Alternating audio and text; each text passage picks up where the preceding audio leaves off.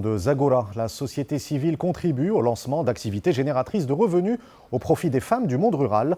Des ateliers sont organisés pour les aider à produire et commercialiser le célèbre Tafernout, le pain traditionnel amazigh. C'est un reportage de Lahsen Belalim, le récit est de Leila Kim Zriwali. Chaque matin, les femmes se regroupent autour du four traditionnel. Plus qu'un lieu de rencontre, c'est aussi l'opportunité pour elles d'avoir une source de revenus. En cette période de crise profonde, elles ont pu bénéficier d'ateliers dédiés à la préparation, mais également à la commercialisation de ce mets emblématique, le Tafernout.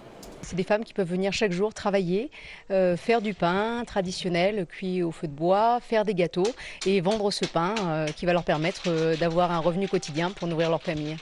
Ce rituel typique de préparation et de cuisson commence par la pâte habilement mélangée jusqu'à ce qu'elle devienne malléable. Dans ce four traditionnel, elle dispose la pâte directement sur les petits cailloux chauffés par les braises. Un travail valorisant qui leur permet de pourvoir à leurs besoins et d'assumer pleinement leurs responsabilités.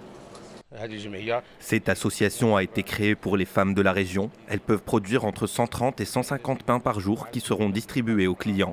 Certains viennent même se fournir directement à l'atelier. Exercer le commerce est une chose, mais pouvoir en bénéficier en est une autre. Heureusement, une clientèle fidèle n'hésite pas à faire le déplacement pour acheter ce pain, mais également les pâtisseries. On ne faisait rien avant, mais maintenant, on est une quinzaine de femmes à bénéficier de cette opportunité. On espère que l'on pourra en bénéficier longtemps. Une fois la crise sanitaire dépassée, ces femmes pourront alors organiser des ateliers pour les touristes et leur offrir un espace de dégustation et ainsi perpétuer cet héritage culturel amazigh.